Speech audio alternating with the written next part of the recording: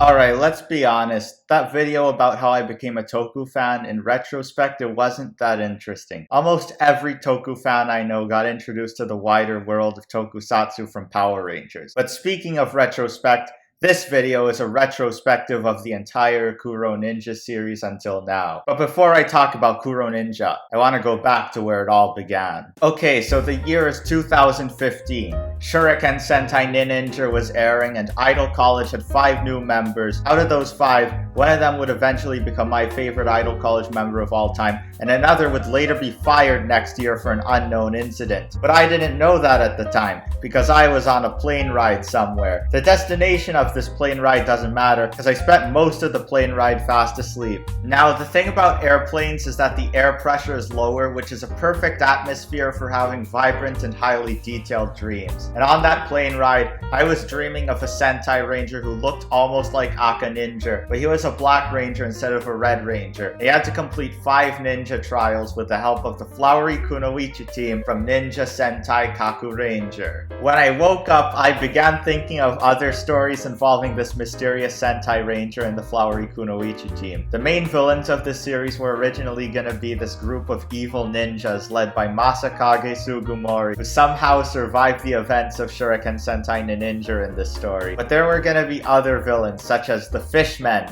who were sworn enemies with all orange ninjas, including Yuri of the Flowery Kunoichi team. The Flowery Kunoichi team members that got the most attention were Ayame, Yuri, and of course, Ram, the very first Purple Ranger in all of Super Sentai. The mysterious Sentai Ranger that these fanfiction stories would focus on became who you know now as Kuroninja.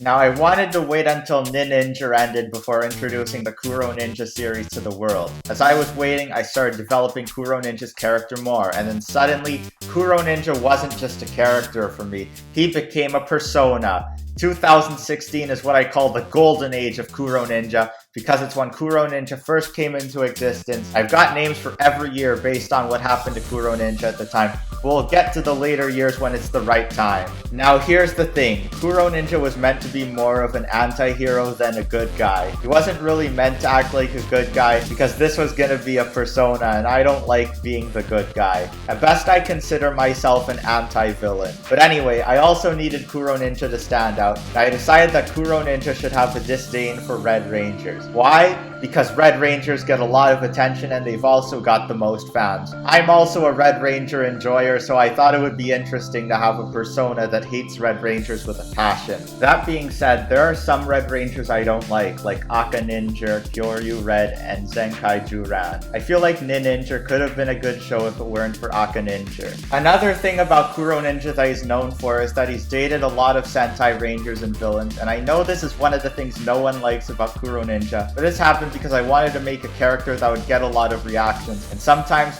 when you're in character, you gotta be the character, even if you know that what your character believes isn't real. I also became aware of the shipping community and the Toku fandom, and there are a lot of ships I don't like. We'll get to that later, but one other thing about this is that Kuroninja doesn't commit. The thing with this character is that he will go on a lot of dates, but he won't get engaged or something like that. He's also very stubborn and full of himself.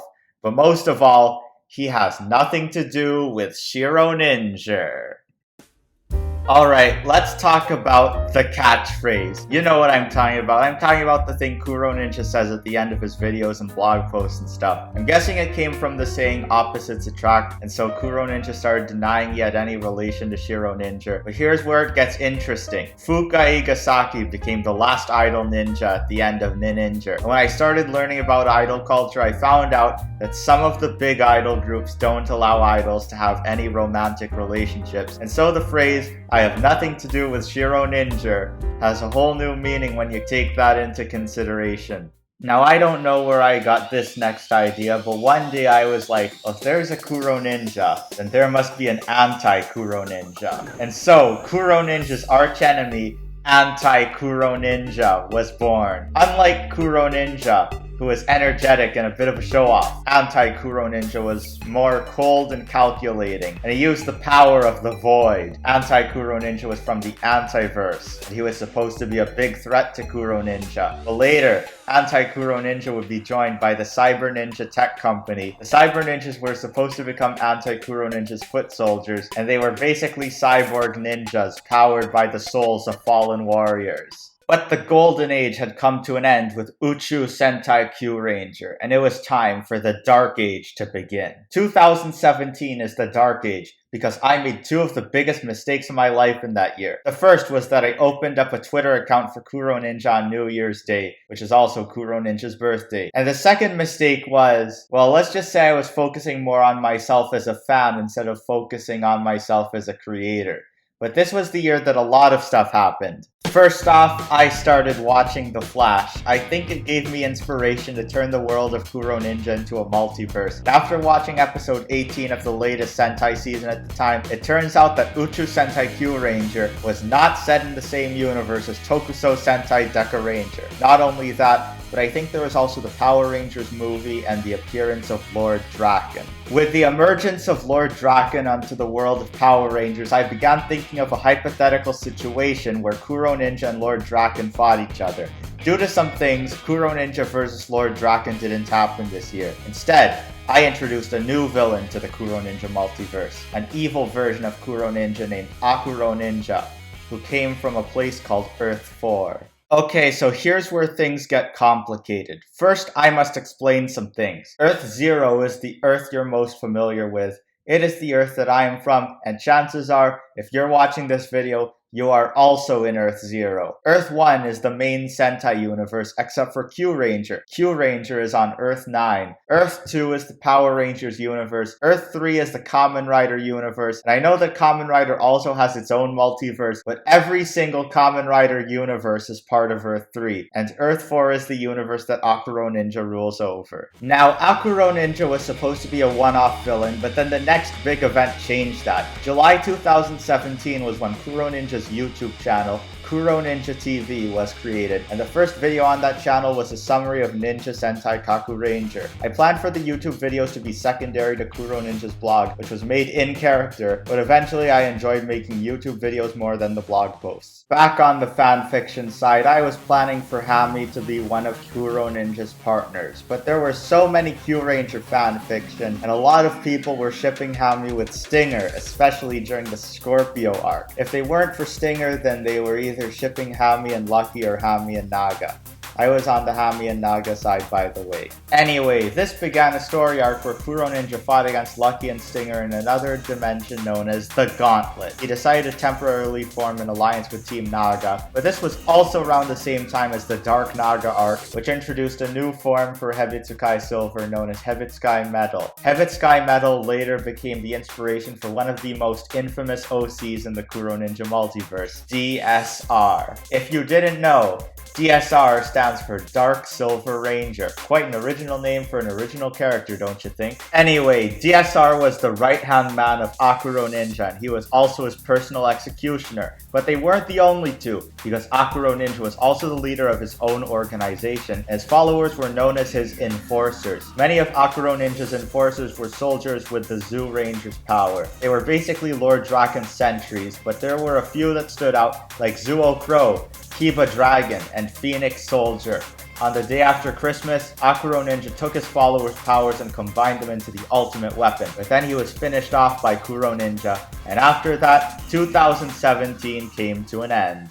Alright, now before we finish up 2017, let's talk about a few things that happened in late 2017 that were hard to fit into the story. In November 2017, there was this audition for a collab where a bunch of people were going to be reviewing the movie Nin Boys vs. Nin Girls. I decided to sign up as Kuroninja, and that review would later become Super Critic Tyson. I was intrigued by the premise at first, and then in December 2017, the Outer Multiverse was constructed. This had a major effect on the whole multiverse Multiverse, it introduced the interdimensional guardians and Dark Prism to the Kuroninja multiverse. Not only that, but now, anyone who died in Super Sentai or the Kuroninja series could now come back to life thanks to the afterlife being introduced as a dimension that Kuroninja could travel to. The outer multiverse would later become important for 2018. I got some of the inspiration from playing Dungeons & Dragons as a dungeon master. Alright, now let's talk about 2018. I won't tell you what I call 2018 yet, because something happened in January that had a big impact on Kuroninja. I won't go into detail on what happened, but let's call this event The Purge. The Purge was one of the most devastating things to ever happen to Kuroninja. It didn't just affect Kuroninja the persona, but it also affected me. After The Purge, I decided to do some self-reflection, and I realized that I was doing something wrong with Kuroninja. I then decided to change my direction. From now on, Kuroninja wasn't going to look up to anyone but himself. This resulted in an attitude change for Kuroninja. It also gave a reason for Kuroninja vs. Lord Draken to exist. Kuroninja wasn't just an anti-hero anymore. He was an anti-hero trying to climb his way back to the top, and this began Kuroninja's rebirth, or more specifically, his renaissance.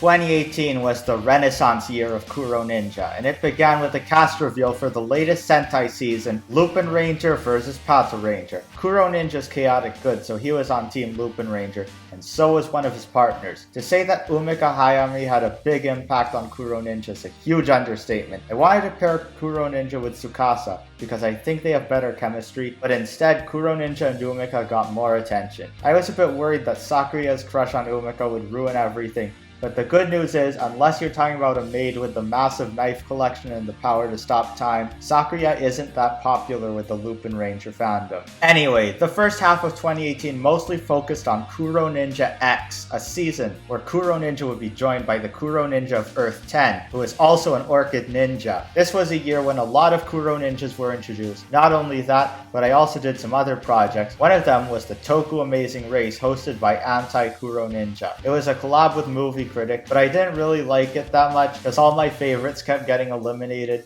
and there wasn't any drama between the competitors. I know that the Amazing Race is mainly a competition, but the drama between the contestants is what makes it entertaining. I also chose Anti-Kuroninja to be the host because I thought it would be more entertaining if there was an evil game show host, but we never got an evil game show host. There was meant to be a second season of the Toku Amazing Race, but it got cancelled. Now, throughout the early period of the Kuroninja multiverse, I wasn't interested in crossovers. It was only Super Sentai, Power Rangers, and occasionally Kamen Rider. But that all changed in May 2018, when I suddenly had this really weird idea to shake up the Kuroninja multiverse. And no, it's not the controversial Aka Red video, but this event did introduce the most controversial addition to the Kuroninja multiverse. In May 2018, Monica from Doki Doki Literature Club was brought into the Kuroninja multiverse, thus starting the Doki Doki invasion. The second character from DDLC to arrive was Yuri, who would later become the Dark Prism Ranger. Third was Sayori, and last was Natsuki, my least favorite out of the four. The protagonist was the only one who didn't get added, because I don't consider him a character. Now here's the thing, out of all four DDLC characters, Sayori got the most attention. I even made her the most powerful being in the Kuroninja multiverse, and there was also this inside joke that Sayori would appear in Super Critic Tyson 2 because she's already taken over the multiverse at this point. I don't know why I focused a lot on Sayori.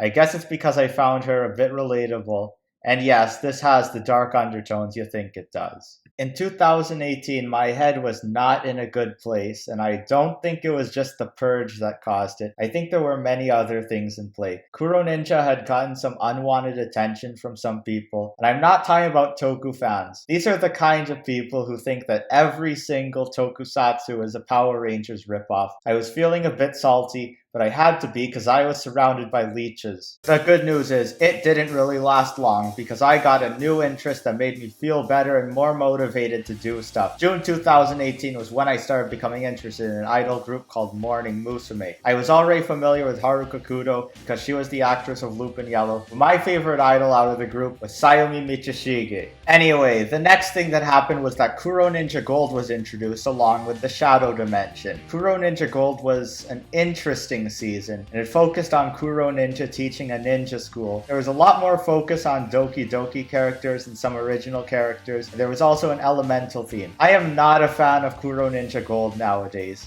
I will admit it was kinda cringe, and I'm sure some people agree. Okay, so anyway, around September and October, I was promoting Kuroninja stuff on Twitter, and then Toku Boy Studios, known as Toku Nation at the time, kept responding with stuff like, no one cares, and stuff like that. You wanna know how I felt about it?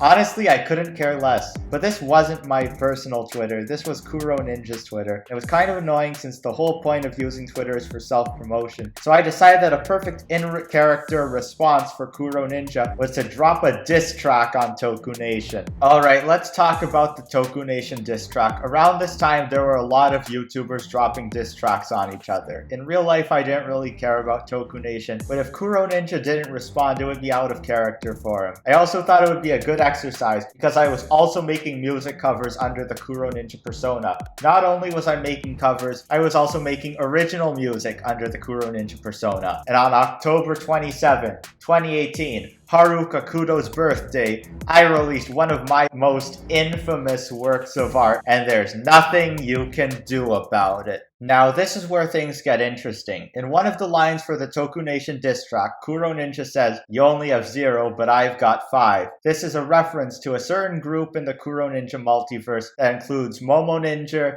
Shiro Ninja, Patoran Sango, Lupin Yellow, and at the time, an unknown 5th member. Nobody knew who this 5th member was, not even myself. Originally, I intended for it to be Ayame, but then I changed my mind. Other than that, I kinda regret making the diss track, because that was the only thing everyone wanted to talk to me about for a while. 2019 is where things started to get even more interesting. This was the year that brought idolization to the Kuroninja multiverse. Idolization is basically when Kuroninja or someone else channels the energy of an idol and gets certain abilities based on the idol they're channeling. Kuroninja started with Sayomi Michishige, but he could also channel Haruka Kudo because he and Lupin Yellow were together since January 2018. As the year progressed, Kuroninja started channeling more idols such as Mizuki Fukumura, Eren Aikuta, Riho Sayashi, Kanen Suzuki, Ayumi Ishida, Reina Tanaka, Kaede Kaga, and Ayaka Wada. Anti-Kuroninja and Kuroninja Gold also got the power to idolize, but we'll get to that later. 2019 also kicked off with the very first Kuroninja Awards, a yearly event where the fans get to decide the best and worst characters in the Kuroninja multiverse. Now, I already said that 2019 is where things started to get more interesting. And when you hear what title I gave 2019, you're going to know why.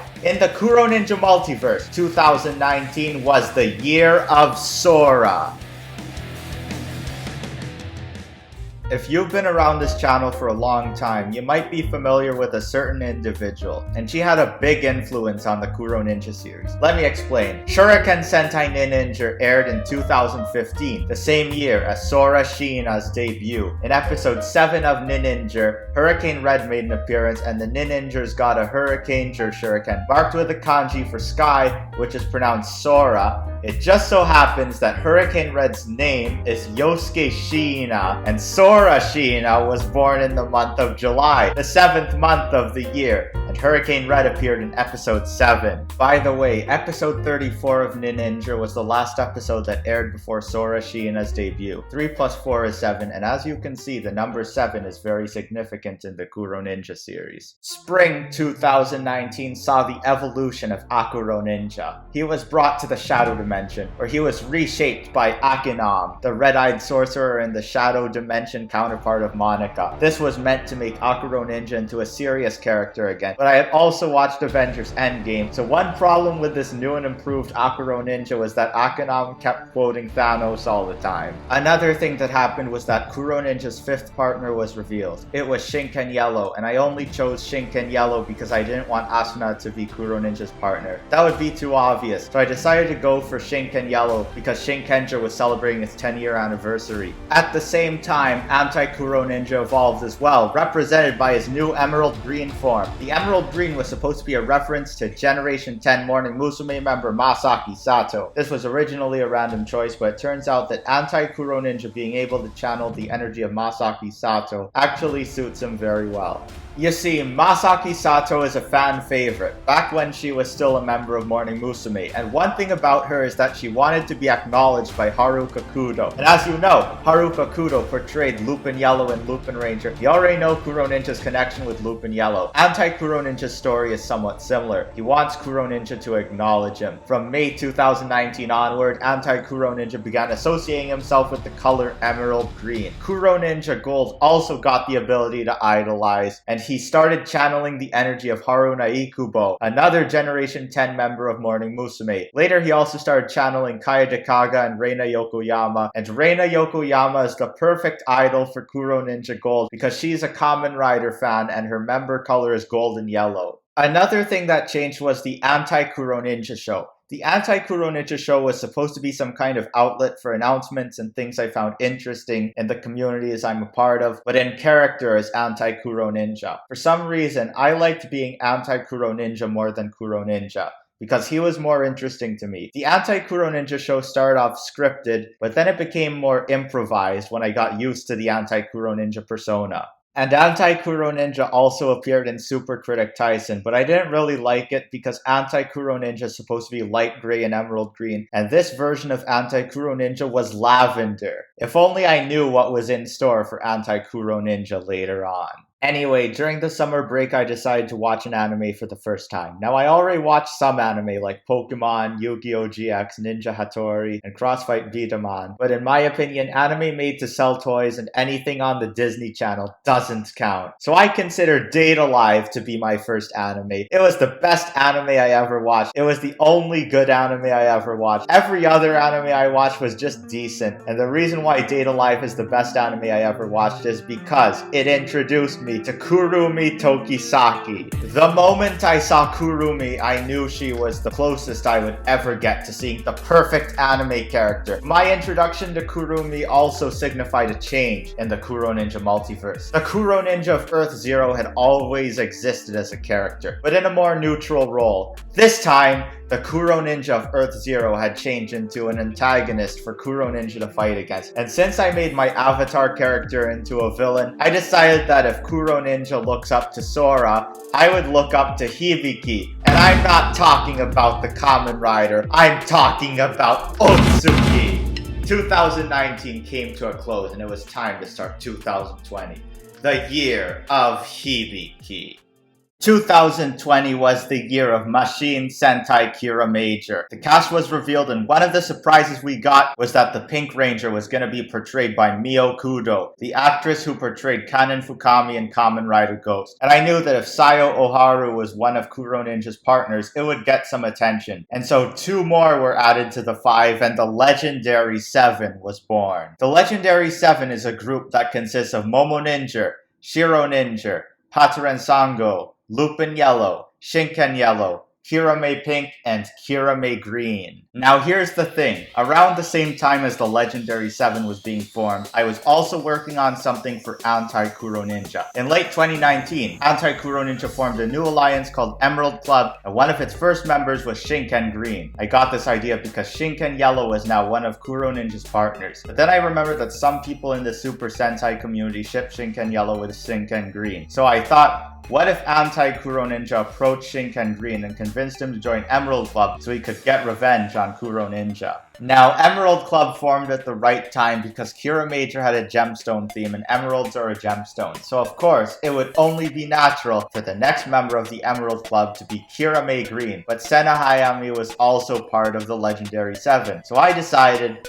why not both? And so, Kirame Green came to be a member of both Emerald Club and the Legendary 7. But that wasn't the only thing that happened with Anti-Kuroninja. Okay, so I already mentioned idolization earlier on, but 2020 was the year when Anti-Kuroninja unlocked some new idolizations. Now he could idolize Generation 12 Morning Musume members Maria Makino and Akane Haga. But there is another idol that Anti-Kuroninja could channel to unleash one of his most powerful forms, and that idol is Sakura Oda, the only member of Morning Musume in Generation 11. But not only is this a big deal because Sakura Oda is one of the best members of Morning Musume. You see, like how Masaki Sato's member color is emerald green, Sakura Oda is represented by the color lavender. The same color was chosen for Anti-Kuroninja, in Super Critic Tyson. Speaking of Masaki Sato, spring 2020 was when I decided to write a one-shot about Earth 7, a universe with a neo-noir aesthetic where Kaito Sentai Lupin Ranger never existed, and instead there were two mysterious phantom thieves, both named Kuroninja. Actually, the Kuroninja of Earth 7 is known as Kudoninja outside of Earth 7, and the other Kuroninja is none other than Umika Hayami. But what makes this different from Earth 1 Kuroninja and Umika is that the Kuroninja and Umika of Earth 7 are in a platonic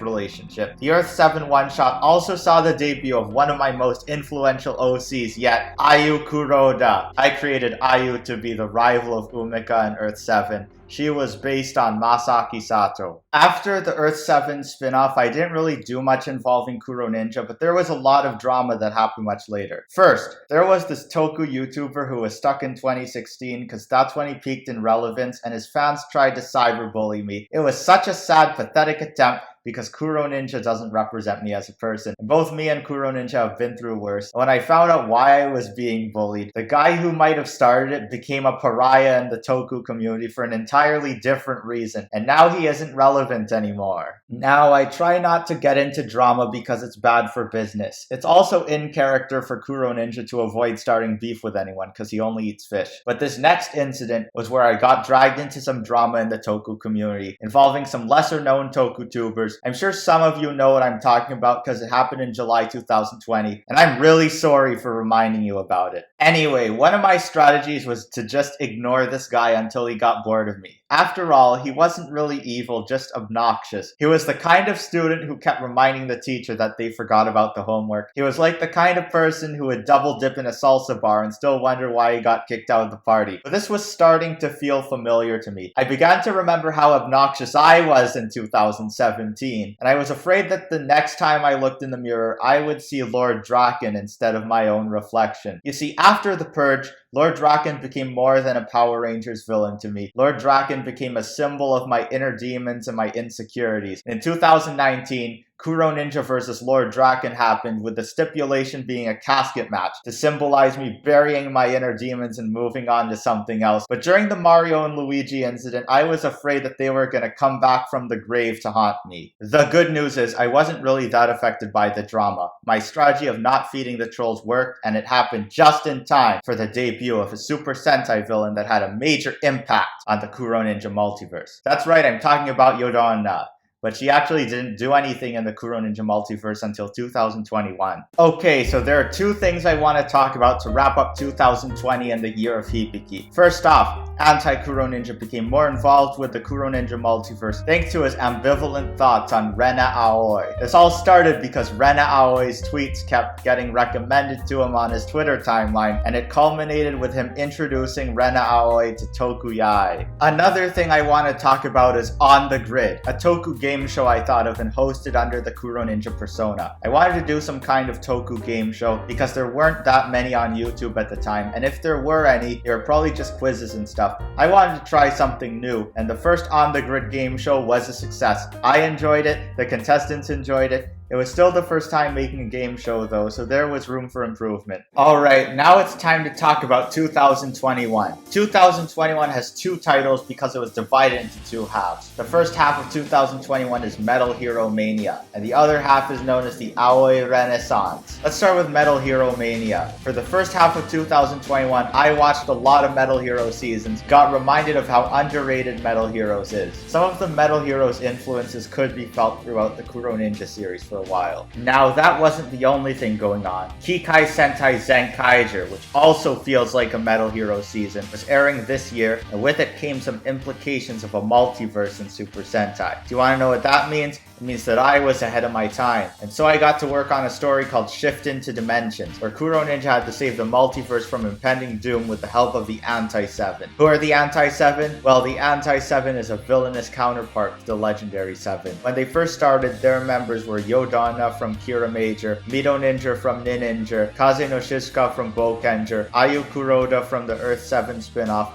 the villainess from episodes 21 to 23 of Deca Ranger, Ayame from Kaku Ranger, and Benny Kiba from Sekai Ninja Sang Jiraiya and Space Squad. Metal Hero Mania was in effect. Now, besides the Anti-7, Shift into Dimensions introduced Akuma no Kuroninja and Kuroninja the Destroyer.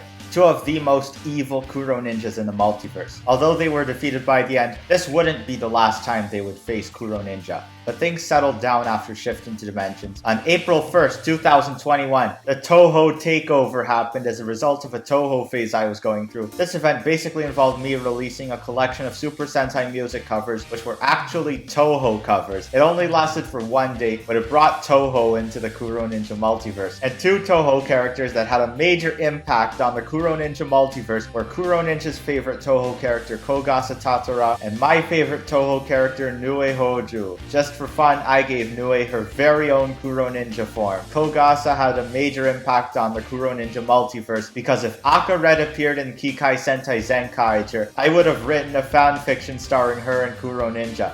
Thankfully, Aka Red did not appear in Zenkaiger and I didn't have to commit to the joke. Anyway, I was feeling kinda nostalgic from watching all those Metal Hero seasons, and so I decided that the best course of action for Kuroninja would be to reunite him with the Flowery Kunoichi team. And after that, it was time for Kuroninja's 5-year anniversary special. This fanfiction was one of the stories I put the most effort into, and it featured callbacks to past Kuroninja stuff. Not only that, but it also featured a scene where Kuroninja fought Aka Red with the power of Ao Rider, a reference to Super Critic Taisen. The reason why they were fighting was because Kuroninja wanted to go on a date with Multiwa from O-Ranger. Oh, and the main antagonist of Kuroninja's 5-year anniversary special was Akuma no Kuroninja. And with that, Metal Hero Mania came to an end, and it was time for the second half of 2021, the Aoi Renaissance. The Aoi Renaissance is a very significant event in the Kuroninja multiverse, named after a prediction Anti-Kuroninja made where he said that Blue Rangers and Blue Kamen Riders would become more relevant. And in Kamen Rider Revice, we got Kamen Rider Jean, a blue female Kamen Rider. Unlike the previous female riders, Kamen Rider Jean actually felt important. But that's not the only thing about the Aoi Renaissance. You see, if you take the first 7 letters in Aoi Renaissance, you get Aoi Rena. The second half of 2021 is where Anti-Kuroninja started to get some character development that would affect the balance of the Kuroninja multiverse. Okay, so it all started with a story where Anti-Kuroninja had to spend a day with Mido-Ninja because Shiro-Ninja conveniently got food poisoning. Now here's the thing, Luna Kokonoe is Mido-Ninja, but she spent most of the time possessed by Kyuemon in Nin Boys vs. Nin Girls, her only appearance, which means that most of her details are open to interpretation. In the Kuroninja multiverse, she used to be Kuroninja's apprentice before being scouted and joining the Nin Girls. Not only that, but in a story I made where the Ninjas fought against the Ninja Steel Rangers, Anti-Kuroninja stole the Mido-Ninja Shuriken and pretended to be the Green Ninja Steel Ranger, which means that Anti-Kuroninja and Mido-Ninja had some history with each other. Now here's the thing.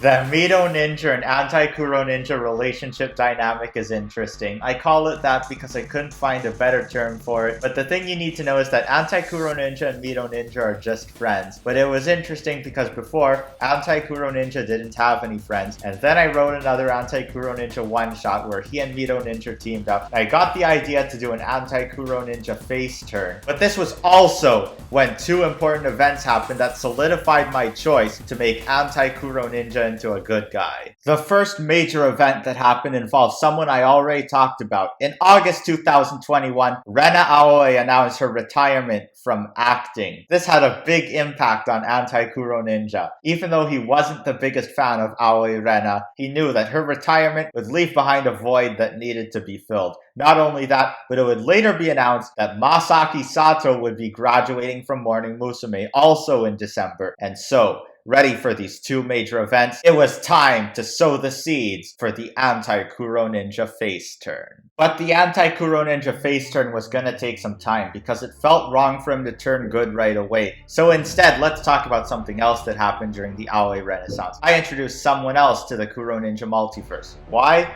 Because in the Kuroninja multiverse, reality can be whatever I want.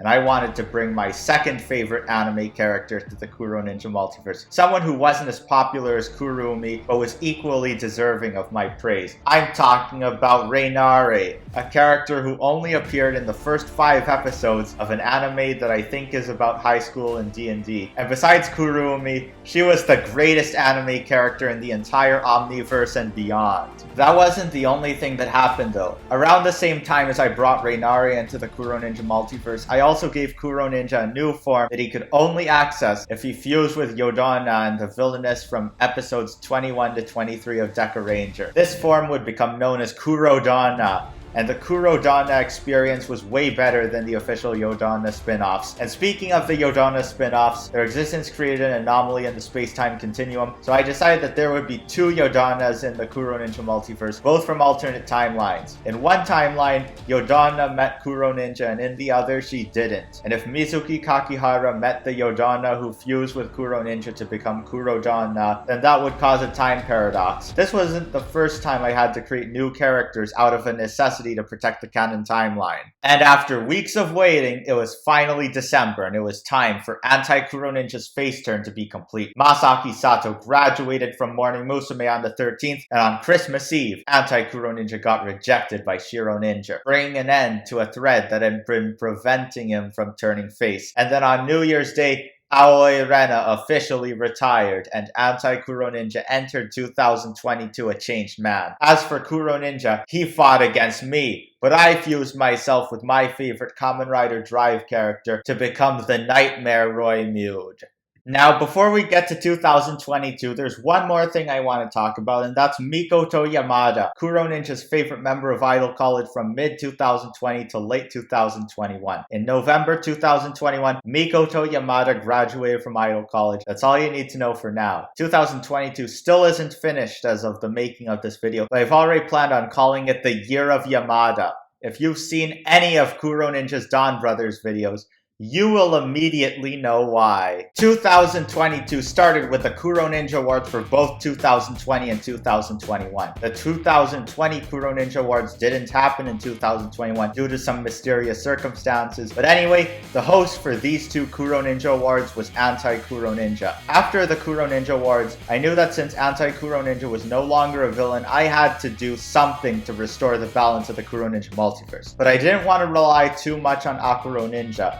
And so, the mysterious new villain Aros was born. Aros was a combination of Lord Draken, Ninja Red, and Hurricane Red, and he was supposed to be the replacement for Anti-Kuroninja. Aros had the power of the White Dragon, and he would be accompanied by a female Red Ranger who looked like someone from the Flowery Kunoichi team. The 2 of them made their first appearance in a story where Kuroninja teamed up with the Gokaigers. Now, that wasn't the only thing that happened. You might remember that Anti-Kuroninja got rejected by Shironinja on Christmas Eve in 2021. But I felt sorry for him, so I decided to give him a new love interest. And that new love interest would be none other than Ayu Kuroda. But I'm not talking about the Ayu Kuroda from Earth 7. I'm talking about the Ayu Kuroda of Earth 1, who had yet to be introduced until Valentine's Day. This version of Ayu Kuroda had the power to transform into Lupin Green, and I think she was meant to be a rival for Lupin Yellow, just like both their Earth 7 counterparts. But that's not the only thing that happened in February.